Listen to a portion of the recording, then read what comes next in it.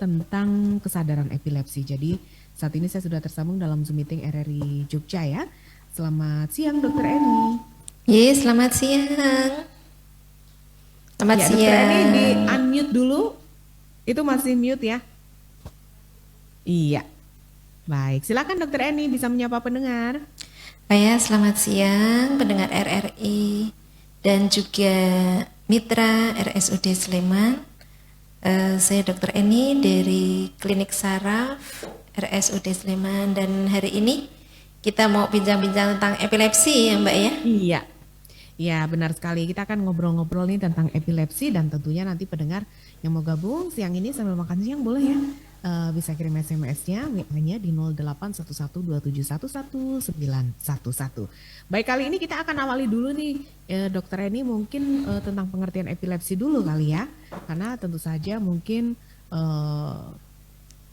belum banyak yang tahu sebenarnya epilepsi ini penyakit turunan atau sebenarnya mungkin karena juga virus atau karena apa gitu sebabnya. Dengan Dokter Eni. Epilepsi itu dulu orang tuh kenalnya epilepsi itu ayan ya. Taunya epilepsi itu ayan. Nah sebenarnya ya ada benarnya, ada yang perlu kita tambahkan informasi nggih mungkin ya pendengar ya. Jadi kalau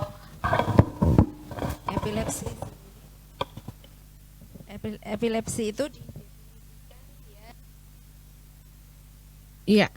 Dokter Eni kami tidak bisa mendengar suara Anda, mungkin bisa diperbaiki. Ya, oke, udah kedengaran Mbak? Iya, ini terdengar suaranya. Ya. Jadi epilepsi itu suatu bangkitan, di mana bangkitan ini terjadi secara tiba-tiba dan tanpa provokasi. Jadi bangkitan itu bisa, kalau orang ayan itu kan dikenalnya seperti kejang, nggih. Kalau orang dulu mengatakan kejet. Nah, basa Jawa ini kan kejet. Terus disertai dengan penurunan sadaran, terus nanti keluar busa. Gitu ya, yang Mbak ya. Nah, sebenarnya bangkitan dari epilepsi itu bisa yang seperti tadi, itu berarti dia suatu general epilepsi. Jadi disertai dengan penurunan kesadaran, kadang nanti ada ngompol, kemudian keluar busa-busa seperti air liur ya. Kemudian bisa juga bangkitannya itu dia berupa tiba-tiba blank. Jadi gambarannya itu orang nih kenapa atau anak ini kenapa tiba-tiba dia seperti melamun. Beberapa detik seperti melamun, dipanggil-panggil, ditepok-tepok, nggak ada respon.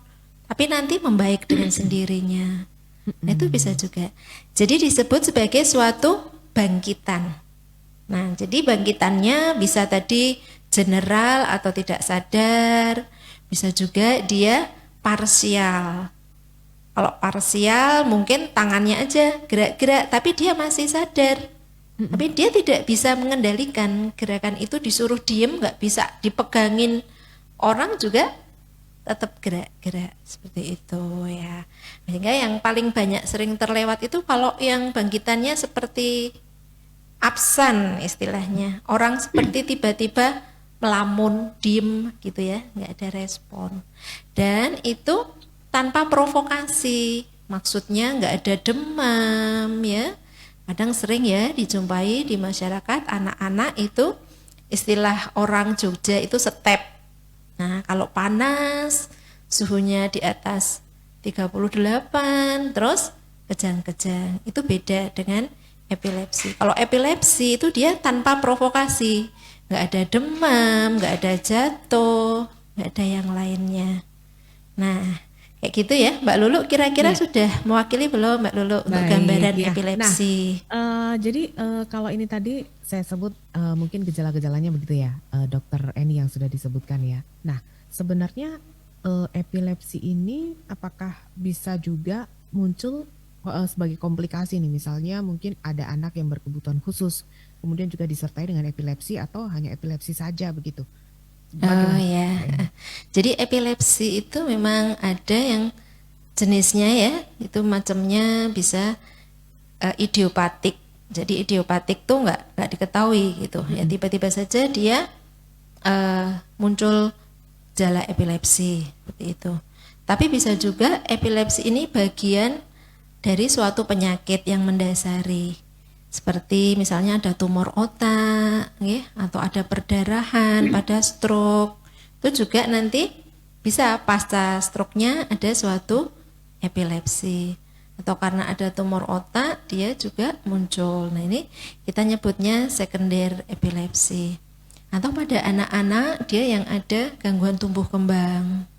Jadi seperti gangguan pertumbuhan otak, dia juga bisa sekalian muncul suatu epilepsi. Jadi bisa didapatkan kelainannya itu ada penyakitnya di otak atau dia bisa juga idiopatik, nggak diketahui. Nah, terus gimana ya kalau misalnya pengen tahu ini sebenarnya anak saya nih epilepsi atau enggak? Kalau tiba-tiba kok kejang gitu ya.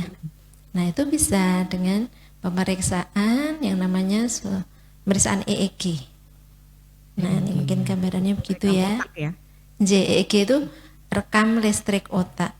Jadi kan ibaratnya gampangannya ya Mbak Lulu ya. Kalau orang epilepsi tuh ibarat misalnya listrik kita tuh kan kadang-kadang kan konslet. Nah, konslet kan mesti mati listrik ya. Mati listrik, nanti sebentar nyala lagi ya. Nah, seperti itulah gampangannya. Kenapa kalau ada pasien dengan epilepsi itu lagi kambuh atau muncul bangkitannya, nanti didiamkan aja, balik lagi ya sadarannya, atau kembali seperti normal lagi kayak nggak kejadian apa-apa seperti itu. Nah, demikian ya. Nah, ini tentu saja ada hal-hal yang memang perlu diperhatikan ya, karena tentu saja mungkin ada yang tidak tahu epilepsi ini sebenarnya bangkitnya atau mungkin istilahnya kalau bahasa Jawanya kumatnya itu setiap berapa jam sekali atau setiap berapa ini periodenya begitu, Dok? Jadi memang masyarakat kita tuh masih banyak yang perlu kita luruskan ya, meskipun akhir-akhir ini kan dengan era informasi yang sudah semakin terbuka itu semakin masyarakat tuh semakin paham bahwa epilepsi itu bukan kutukan, bukan kesambet ya, bukan kerasukan ya, dan itu suatu kelainan yang tidak menular. Kan dulu tuh tahunya kalau ada yang ayan, saya ingat ya waktu saya SD tuh ternyata teman saya tuh epilepsi ya. Saya baru paham tuh setelah kita udah dokter ya, itu ingat, oh teman saya tuh dulu tuh ternyata epilepsi. Karena setiap misalnya di sekolah, dia tiba-tiba nggak sadar terus keluar busa, itu dipeseni jangan mendekat.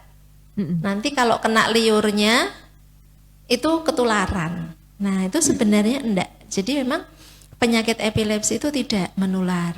Kalau mungkin generasi saya dulu ada iklan di TVRI ya Mbak Lulu, iya. Ngalamin nggak tuh? Iya.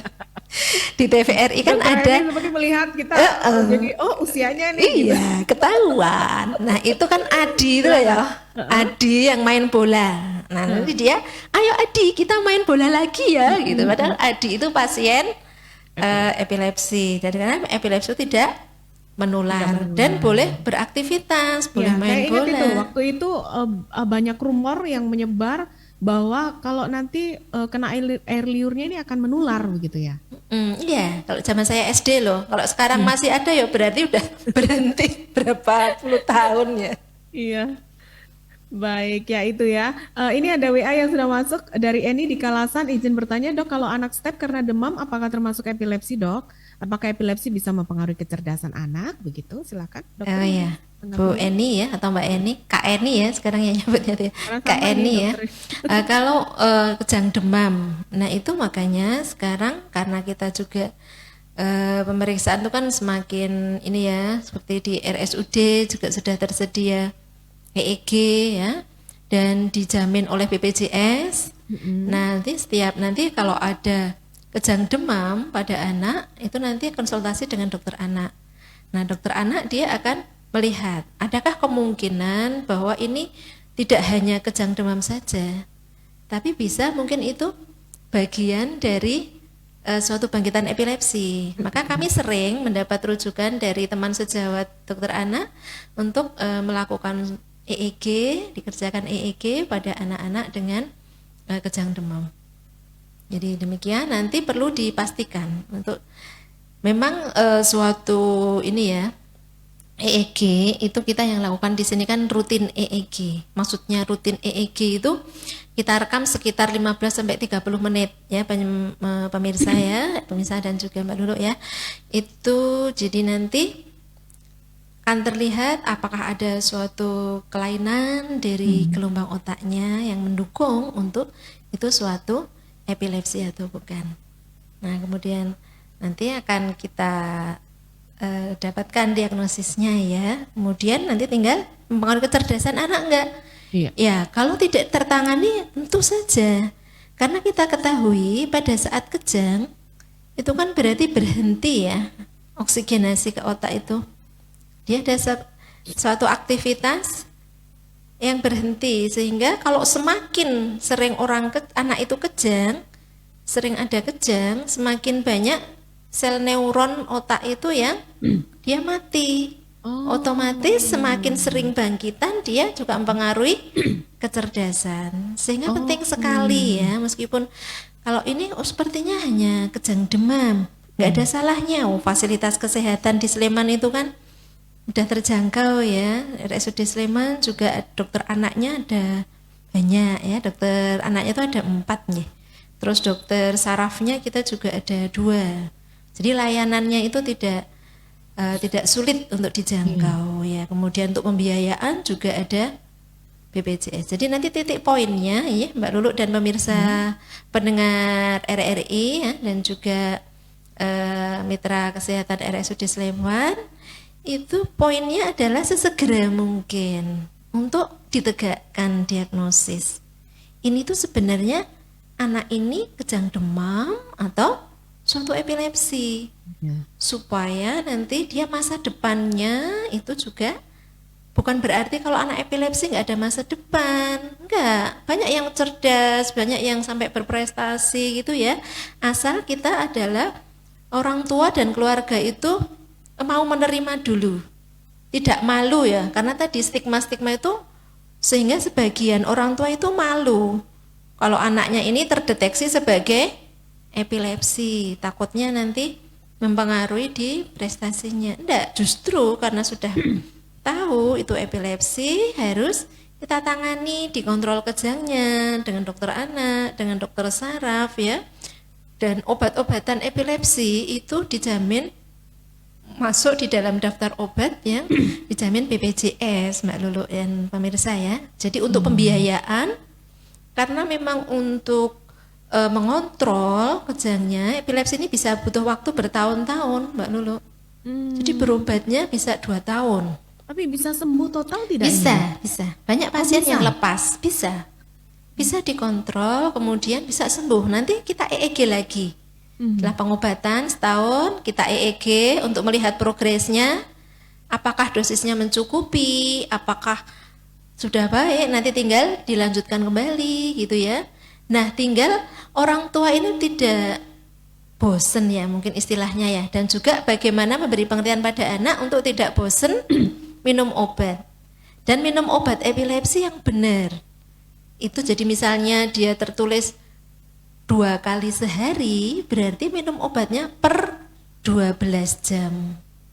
Karena pada obat anti epilepsi harus dipastikan kadar dosis dalam darah itu stabil. Iya. Sama, jadi kalau per 12 jam dia harus pas. Kalau misalnya jam 6 pagi berarti nanti jam 6 sore. 6 pagi, 6 sore, 6 pagi, 6 sore gitu ya. Oh, sekarang kan ada alarm, ada apa bisa diingatkan ya. Kalau bepergian juga anak dipesankan seperti itu. Itu memang makanya epilepsi itu udah sejak zaman penyakit yang sudah zaman kuno ya, udah kuno sudah ada ya yang disebut kalau ayan tuh ya, sebutannya ayan gitu tuh. Sampai sekarang obat-obatannya juga semakin berkembang. Ada obat-obat generasi baru dan lain Jadi sudah sebagainya. mulai berkembang juga untuk Injil. pengobatannya ya. Ya, Baik, ini ada WA lagi yang masuk. Dokter, saya Rika yang ada di Sleman ingin bertanya, dokter, anak saya penyandang cerebral palsy, tapi juga memang belakangan ini diketahui disertai dengan epilepsi. Tapi kenapa untuk kejangnya ini berulang sering sekali ya dok untuk akhir-akhir ini? Nggih, Kalau Bu. untuk ke rumah sakit, ya apakah itu nanti bisa ditangani dok untuk neurolog atau memang harus ke khusus juga gitu karena mengingat ada cerebral palsy-nya. Iya, Bu Rika ya. Mm. Jadi sudah terdiagnosis dia cerebral palsy. Kalau cerebral palsy itu berarti secara struktur dari otaknya itu memang ada kelainan. Mm-mm. Kemudian disertai dengan epilepsi. Nah, nanti memang ini kondisi yang khusus ya. Kondisi yang khusus dalam pengertian kalau misalnya ditangani oleh dokter anak atau dokter saraf, nggih, ini bisa dua-duanya. Artinya nanti dari saraf itu juga ada dokter neurologi yang juga dia konsulen untuk pediatri atau neuropediatri. Kemudian kalau di dokter anak itu juga ada konsulen untuk yang dia dokter anak tapi dia spesialis untuk kelainan neuronya. Jadi kalau sudah kompleks dan belum teratasi ada baiknya ibu nanti tindak ke konsulen. Mm-mm. Kalau di Jogja nanti kita bisa ke konsulen di Sarjito Sarjito ya. ya. Kalau untuk levelingnya. Tapi coba kembali dulu kepada dokter yang menangani, saran saya dicari, diperiksa, nanti dievaluasi kenapa akhir-akhir ini kejangnya sering muncul. Karena tadi sempat Mbak Lulu nanyakan saya belum jawab ya, apa toh yang memicu? Mm-mm. Betul itu dikatakan tanpa provokasi, tapi ada yang dikatakan sebagai faktor presipitasi atau yang memicu. Memicu suatu bangkitan atau kumat itu bila dia kurang tidur, Mm-mm. bila dia dehidrasi, kurang minum, bila dia hipoglikemi atau kurang untuk nutrisi, asupan nutrisinya. Nah, di situ dicari dulu sebelum bingung ya, aduh gimana ya ini kok sering kambuh ya anak saya, coba dicek dulu. Tidurnya kurang enggak? Mm-mm. Terus maamnya telat enggak? Minumnya kurang enggak? Jam minum obatnya sesuai atau belum? Jadi kadang-kadang pasien itu juga mikirnya, oh katanya per 12 jam. Jadi hari ini Senin minumnya 6 pagi 6 sore. Selasa minumnya 7 pagi 7 sore. Nah itu tidak bisa dikatakan per 12 jam. Yang dimaksud per 12 jam ya harus ditetapkan terus continue. Jadi kalau misalnya sudah ditetapkan 6 pagi 6 sore 6 pagi 6 sore ya terus aja gitu ya pemirsa dan mungkin Mbak Burika ya dan pemirsa yang lain. Jangan ganti-ganti waktu. Toh kan udah 12 jam dok. 7 pagi 7 sore 6 pagi 6 sore. Lah, tapi kan itu tidak konsisten ya dari awal. Jadi nek dihitung nanti nggak jadi per 12 jam secara kumulatif. Mungkin ini cukup menjawab ya, Bu Rika ya. Iya, Jadi baik mungkin begitu kembali ya, lagi Bu ke Rika. dokternya nanti Iya, dicari lagi. iya, Ya. baik. Nah, ini dokter tentu saja karena waktu juga yang membatasi ya, mungkin bisa disampaikan pesannya untuk barangkali para orang tua yang memiliki putra-putri begitu yang epilepsi atau mungkin untuk masyarakat umum juga diketahui untuk epilepsi ini seperti apa yang perlu diketahui dan himbauannya juga silakan monggo. Iya, terima kasih ya Mbak Lulu waktunya. Pemirsa, pendengar RRI dan juga mitra kesehatan RSUD Sleman. Jadi kalau kita mempunyai anggota keluarga yang dia penyandang epilepsi, yang pertama jangan malu. Karena ini bukan penyakit kutukan, penyakitnya tidak menurun, tidak menular, ya. Kemudian yang kedua, jangan lelah atau harus selalu kontrol ke rumah sakit yang menangani ya, menangani minum obatnya sesuai aturan. Memang pengobatannya itu jangka panjang. Jangan takut kalau obatnya nanti takut minum obat terus nanti jadi ginjalnya kena atau nanti livernya kena. Nah, nanti akan dipantau. Untuk obat-obatan itu justru lebih aman dibandingkan jamu di dalam yang tidak terukur ya. Maksudnya kan orang tuh mikirnya kok minum obat terus. nanti takut ginjalnya rusak. Enggak, karena dosisnya itu sudah tertakar, sudah ada aturan pakainya, dan nanti akan dimonitor untuk kelainannya itu apa mempengaruhi. Karena penggunaan jangka panjang akan dilakukan pemeriksaan fungsi ginjal maupun fungsi hati secara periodik. Kemudian yang ketiga, kalau misalnya ada yang lagi kambuh, lagi kejang, itu jangan diberikan ganjelan pakai sendok. Itu sangat bisa berpotensi untuk cedera pada giginya, justru giginya rompol atau lain-lainnya. Nanti yang penting adalah kalau ada yang bangkitan itu diposisikan aman. Posisi aman, asal dia tidak dekat api, dekat air atau benda keras. Nah itu dibiarkan, dalam pengertian dalam pengawasannya dibiarkan, nanti akan berhenti sendiri. Kalau tidak berhenti-berhenti dalam waktu 5 menit atau lebih, segera dibawa ke IGD. Berarti dia masuk dalam kondisi status epileptikus yang harus mendapat pertolongan rumah sakit. Gitu. Mungkin itu. Iya, baik, terima kasih banyak dokter untuk bincang-bincangnya dan ilmunya ini, semoga bermanfaat bagi semua pendengar ya. Amin, amin. Selamat beraktivitas. Assalamualaikum. Waalaikumsalam warahmatullahi wabarakatuh. Iya. Demikian tadi pendengar ya bincang-bincang kita dalam Maksi menemani makan siang Anda untuk edisi hari ini di Jogja hari ini bersama saya Lulu Radi. Tentunya nanti saat lagi kita akan ikuti pukul 13 waktu Indonesia Barat ya, ada info lintas Jateng DIY.